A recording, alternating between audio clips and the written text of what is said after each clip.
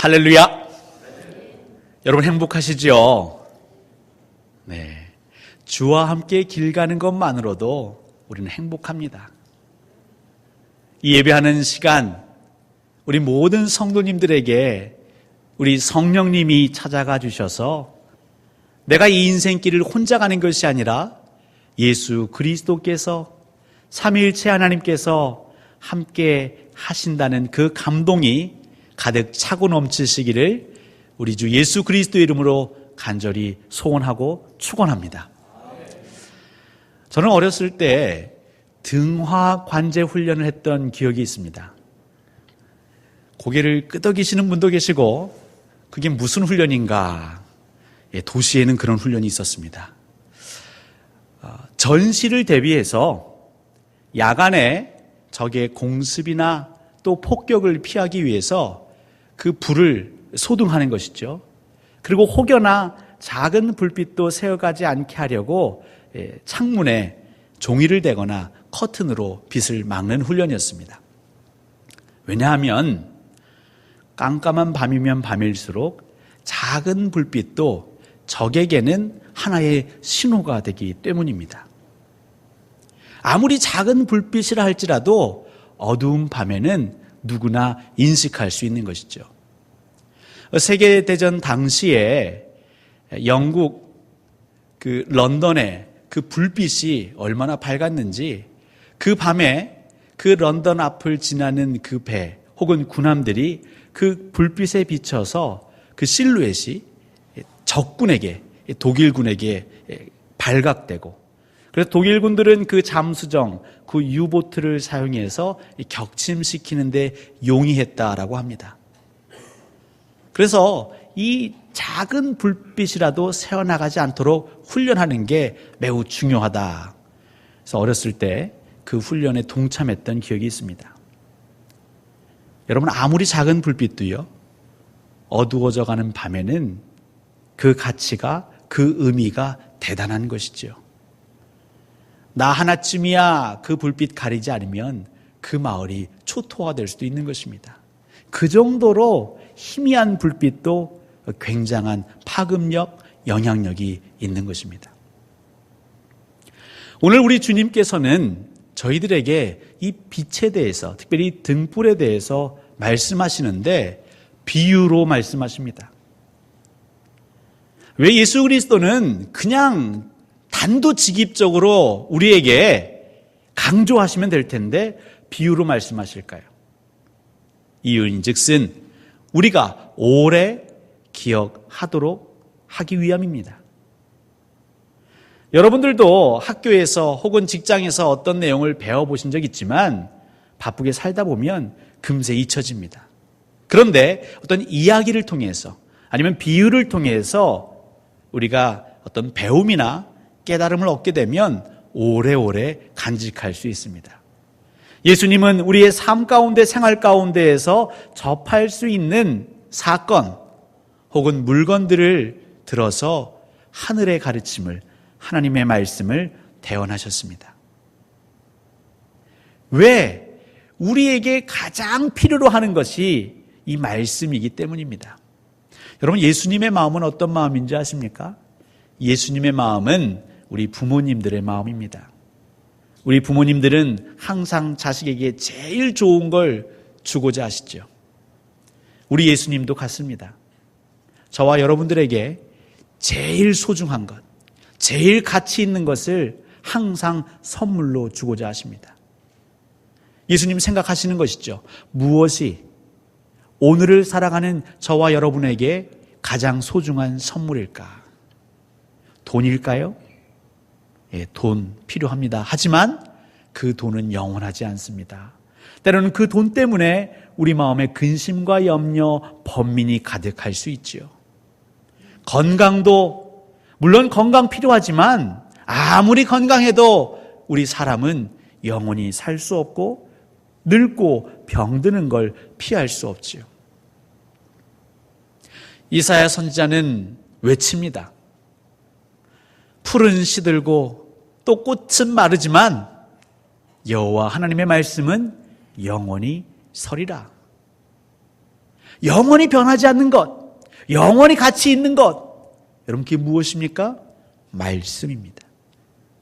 예수님은 저와 여러분들이 이 말씀을 꼭 붙잡기를 원하시고 오래 기억하기를 원하시는 것이죠. 그래서 비유로 말씀하십니다. 오늘 비유는 등불 비유입니다. 사람이 등불을 켜되 그 등불을 그릇으로 덮거나, 여기서 그릇은요 보통 등불을 끄는 그릇을 말합니다.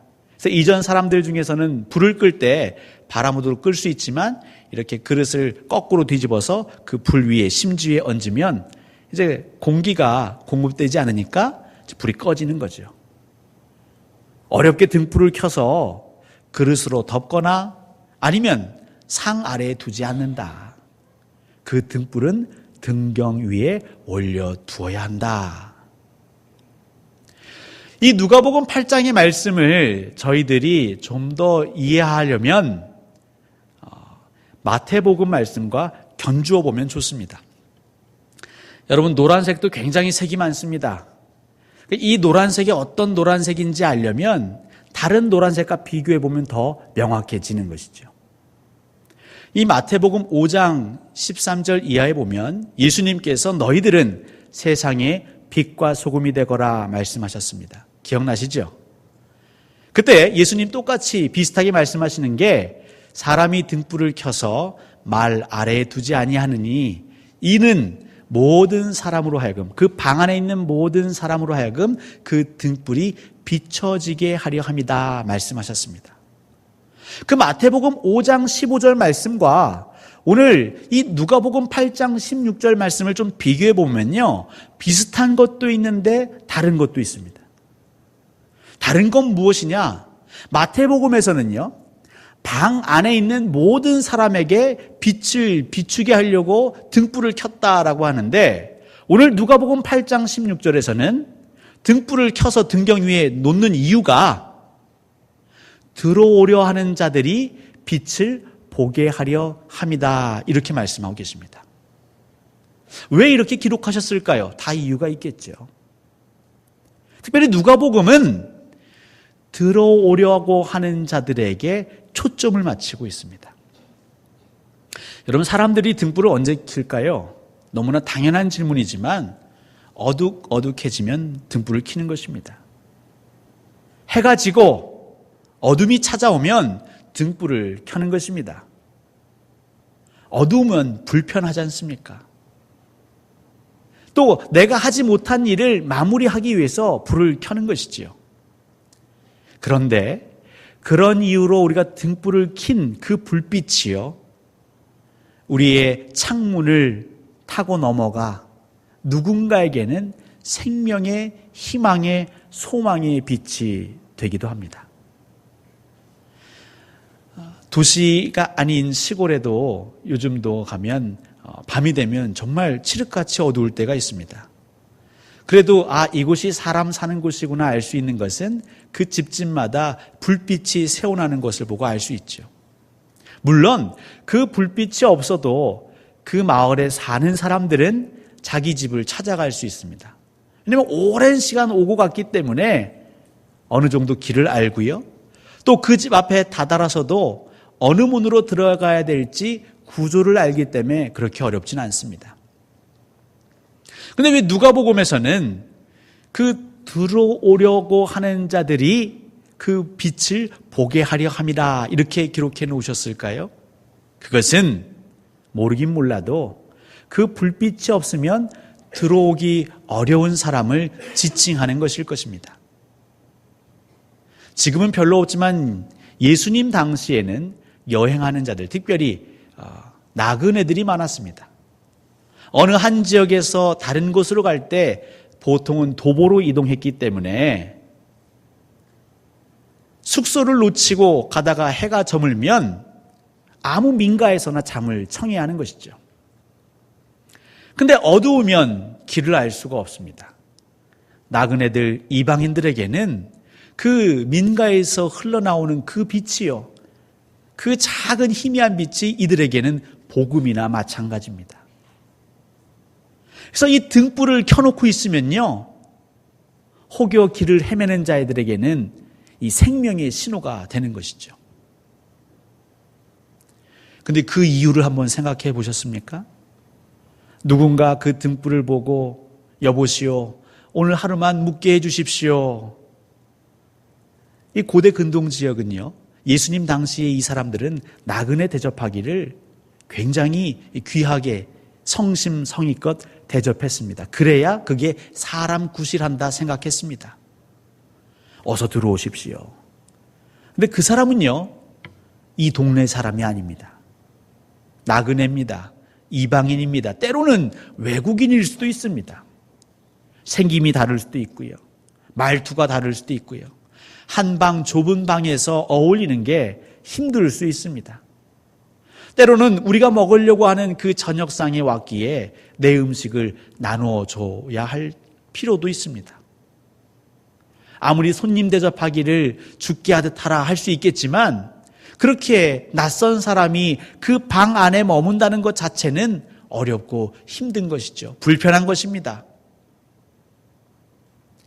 누군가 그 불빛을 보고 그 방 안에 들어왔습니다. 그리고 예수님은 마태복음에서는 그 방에 들어와 있는 자라면 모든 자에게 그 빛을 비춰주어라 말씀하셨습니다. 근데 사람 마음이 그렇지 않은 것이죠.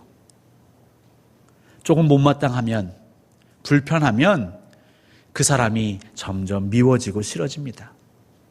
나와 다른 사람, 나와 다른 생각, 다른 주장을 하는 사람, 이질적인 그런 사람과 한 울타리 안에 있는 것, 한 집안 안에 있는 것. 근데 불을 계속 켜놨더니요, 한 명, 두 명 더 오기 시작합니다. 집주인의 마음은 어려워지는 것이죠. 그때 어떤 유혹이 있을까요?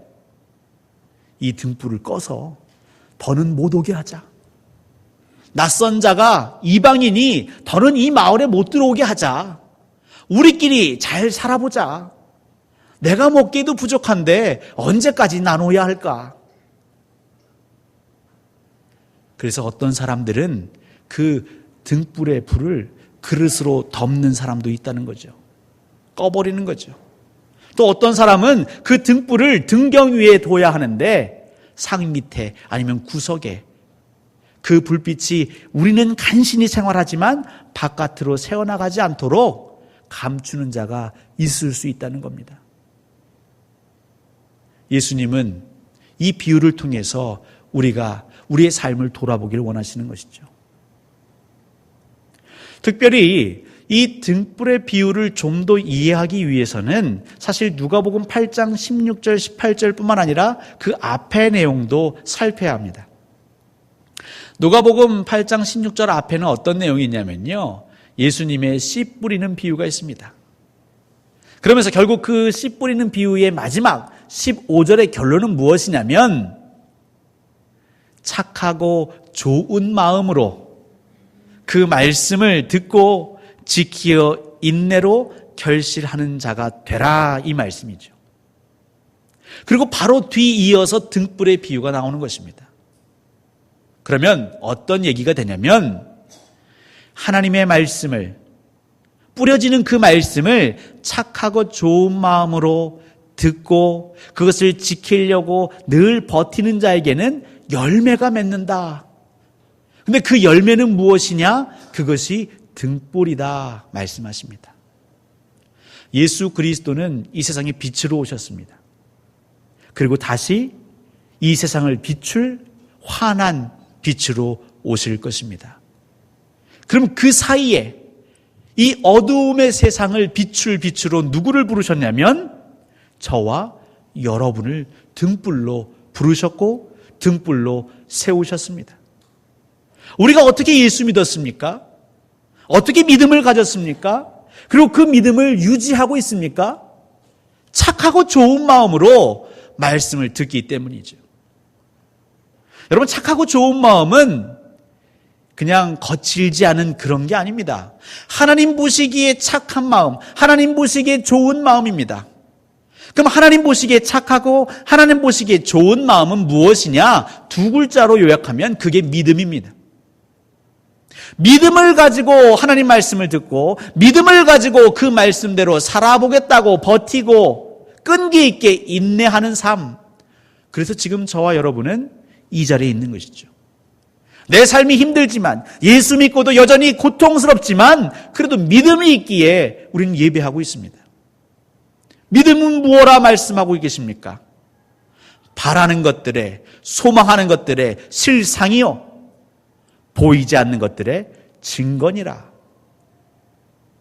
예수님 언약하신 것이 아직 이루어지지 않았지만, 실현되지 않았지만 이 말씀을 붙들고 있으면 언젠가는 하나님께서 이 말씀대로 그대로 이루시리라라는 그 믿음, 그 착하고 좋은 마음으로 항상 말씀을 듣고, 주님 언제입니까? 언제입니까? 제가 언제까지 듣고 언제까지 인내해야 합니까? 하지만 힘들지만 괴롭지만 주님 약속하셨으니까 제가 이 자리에 머물겠습니다. 여러분, 저와 여러분은 그래서 이 자리에 있는 것 아니겠습니까? 근데 그런 자들에게 하나님이 결실을, 열매를 맺게 하시는 것이죠. 그것이 등불입니다. 그 영적인 등불에 불을 붙이신 분은 저도 여러분도 아니고 하나님이십니다. 그런데 안타까운 것은 하나님께서 등불을 붙이셨습니다. 하나님께서 여러분을 예수 믿게 하셨습니다. 하나님께서 광주 동산교회를 세우셨습니다. 하나님이 이 조선 땅에, 그 흑암이 가득했던 땅에 교회를 세우셨습니다. 선교사를 보내셨고 주의 말씀 성경책이 그렇게 뿌려지게 하셨던 것이죠. 그렇게 붙은 등불인데 어느새부턴가는 하나님 싫습니다. 더 이상 나와 생각이 다른 사람이 와서 서로 의견 충돌하는 게 싫습니다. 나와 문화가 다른 사람, 이질적인 사람이 와서 내 것을 나누어야 하는 게 싫습니다. 우리가 언제까지 나눠야 합니까? 언제까지 섬겨야 합니까? 언제까지 희생해야 합니까? 이제는 싫습니다. 그냥 이 정도로 저희들이 버티면 안 되겠습니까? 라고 하나님이 붙여주신 그 등불의 불을 그릇으로 덮으려고 하는 자, 혹은 그 등불을 있어야 할 등경이 아닌 우리만 그 빛을 보겠다고 상 아래에 내려놓는 자들이 하나둘 생기는 것이죠. 여러분, 그것은 하나님이 바라시는 진짜 등불이 아닙니다. 진짜 등불의 사명과 목적은 나 자신을 생각하는 것이 아니라 하나님 부르셨기에 주님이 쓰실 그때까지 타오르게 하옵소서. 등불에 불을 붙이기 시작하면요, 심지가 타들어가고요, 그 등불의 기름은 마르기 시작합니다. 내가 그 등불의 기름이 없어지는 게 근심되어서 그 불을 끄면요, 주인은 그 등불에 기름을 공급하지 않습니다. 하지만 끊임없이 그 등불이 타오르기를 바라며 계속 타오르는 등불에는요, 주인이 알아서 적당한 때에 시적절하게 기름을 붓는 것이죠. 왜 한국교회가 엄청난 부흥의 역사를 경험하다가 이렇게 어려움을 직면하게 되었을까요? 믿지 않는 사람들에게도 감동을 줬던 그리스도인들이 언제서부턴가 사람들의 손가락질을 받으며 살게 되었을까요? 하나님의 영광만을 위해서 정말 정신없이 달려갔던, 경주했던 그 신앙의 선배들, 우리 어머니, 할머니, 할아버지의 신앙을 뒤로 하고 나도 모르게 내 형편을 살피기 시작했습니다. 내 코가 석잔데. 하나님, 우리가 먼저 살고 봐야죠. 우리 교회가 먼저 풍성해져야죠. 하나님의 뜻보다도 내 뜻을, 하나님 나라의 영광보다도 나의 영광을 추구하며 계산하고 등불이 타오를 때와 등불을 꺼야 할 때를 하나님이 아닌 우리가 판단하고 우리가 심판하며 조절하려고 하는 그 교만이 싹트고 자라면서부터 하나님은 그 등불에 기름을 넉넉하게 붓지 않으시는 것 같습니다. 교회가 하나님의 도구로 쓰임받는 것이 아니라, 그리스도인들이 하나님의 도구로 쓰임받는 것이 아니라, 안타깝게도 길거리에 벌어져 사람들의 밟히는 신세가 돼가고 있는 것이죠. 사랑하는 성도 여러분, 저와 여러분을 누가 부르셨습니까? 저와 여러분들에게 그 등불에 누가 불을 붙여주셨습니까? 하나님이 하셨습니다. 여러분, 이걸 믿으셔야 합니다. 이걸 지키셔야 합니다. 그 마음을 간직하셔야 합니다. 그렇지 아니하면 우리도 한순간에 길에 뿌려져 밟히는 자가 될 수 있는 것이죠. 오늘 18절에 있는 자는, 말씀이 있는 자는, 그 믿음이 있는 자는, 착하고 좋은 마음이 있는 자는 더 받을 것이요.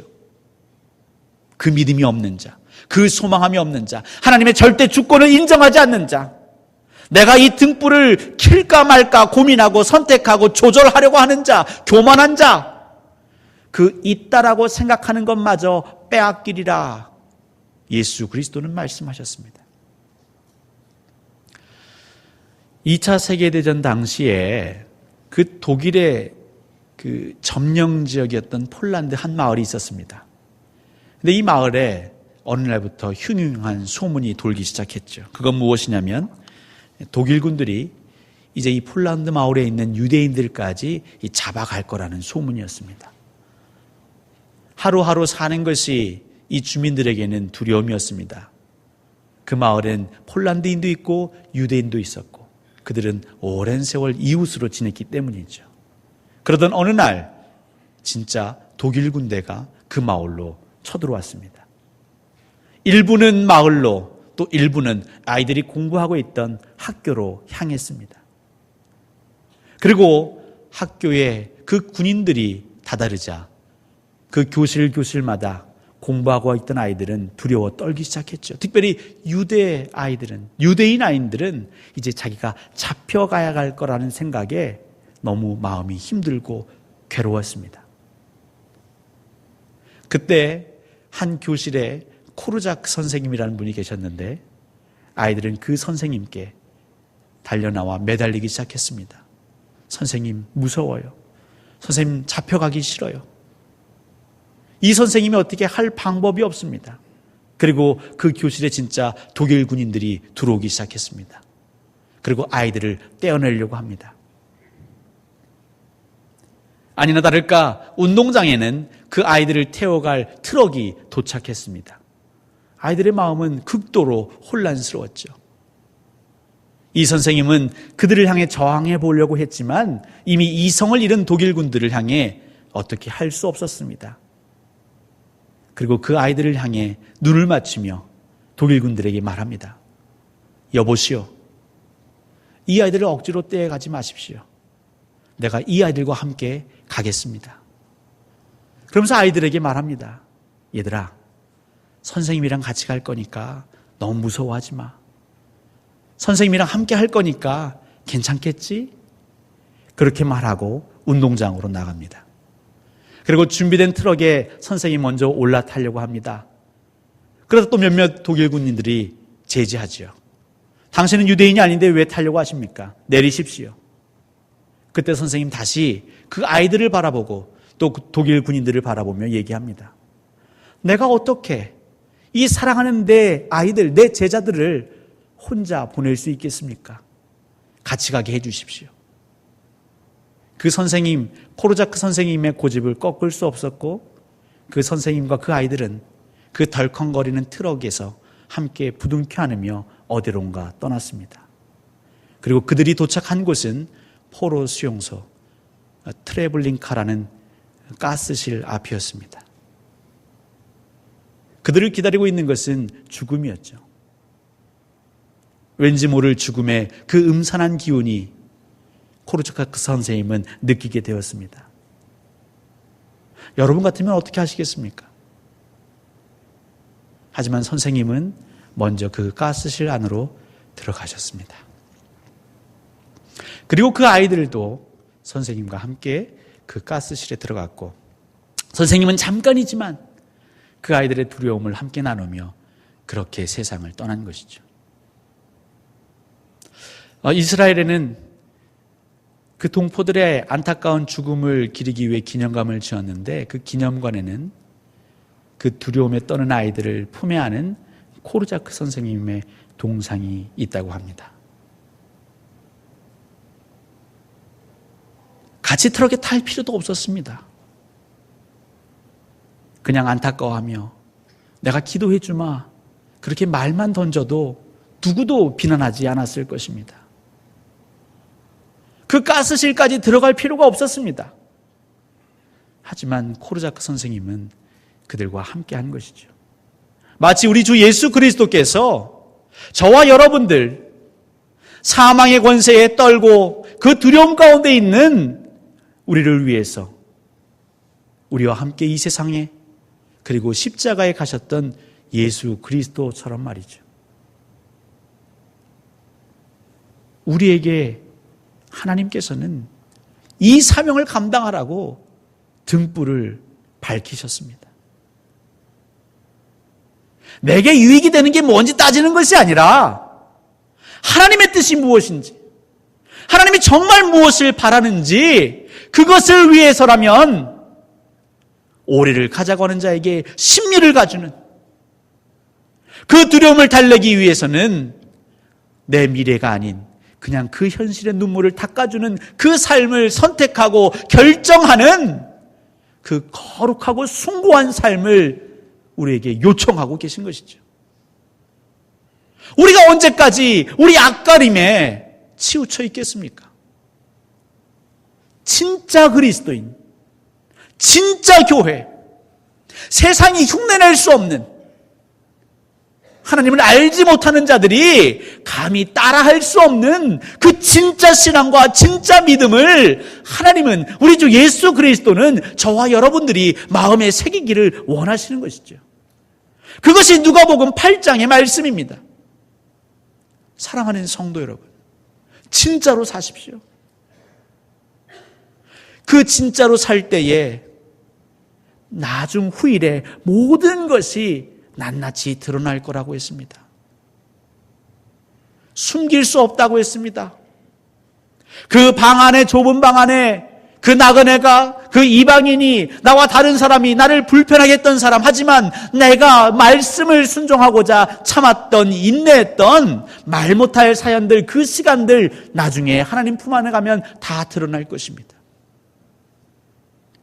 코르자크 선생님, 그 인생이 그냥 그렇게 잊혀진 줄 알았지만 후일에 많은 사람이 그 인생을 기억하는 것 이상으로 여러분들이 오늘 진짜로 살기를 원하시고 그 진짜로 살다가 정말 무의미하게 세상으로 봤을 때는 바보스럽게 내 인생이 그렇게 끝나더라도 하나님께서는 하나님의 때에 다 드러내실 것입니다. 우리를 영화롭게 하실 것입니다. 그걸 믿고 사는 것이 교회고 그걸 믿고 경주하는 것이 그리스도인입니다. 사랑하는 성도 여러분, 제발 어리석음을 범치 마십시오. 내가 불편하다고 내 유익을 위해서 내 뜻을 지키고자 그 등불의 불을 그릇으로 덮지 마십시오. 그 등불의 빛이 나가는 것을, 새어나가는 것을 막으려고 상 아래로 옮기지 마십시오. 여러분, 사무엘상 3장 어떤 내용이 있습니까? 사무엘의 얘기가 나오죠. 하나님의 등불이 꺼지지 아니하였더라. 근데 왜 꺼지지 않았나 봤더니 여호와의 궤 앞에 사무엘이 잠을 청하였습니다. 많은 사람들, 엘리와 그의 아들들은 그 성막 안에 그 등불이 꺼지는지 마는지 관심이 없습니다. 하지만 그 어린 사무엘은 하나님 말씀대로 이루어져야 하기에 그 등불이 꺼지지 않도록 밤이 새도록 그곳에 머문 것이지요. 그 사무엘을 하나님이 사용하셨습니다. 그 사무엘에게 능력을 주셨습니다. 그 사무엘에게 지혜와 명철을 더하셨습니다. 사랑하는 성도 여러분, 저와 여러분에게 하나님 등불을 주셨는데 그걸 꺼트리지 마십시오. 착하고 좋은 마음, 믿음으로 그 등불을 지켜내십시오. 우리 성도들이 지켜내는 그 등불을 통하여 하나님은 하나님의 일을, 하나님의 영광을 드러내실 줄 믿습니다. 여러분이 코르자크 선생님이 되십시오. 여러분이 예수 그리스도처럼 아파하고 힘들어하는 이들을 위해서 끝까지, 나와 다른 사람일지라도, 그것이 내게 힘들고 고통일지라도 끝까지 참으며 하나님 바라시는 그 경주 완주하시기를 우리 주님의 이름으로 간절히 축원합니다.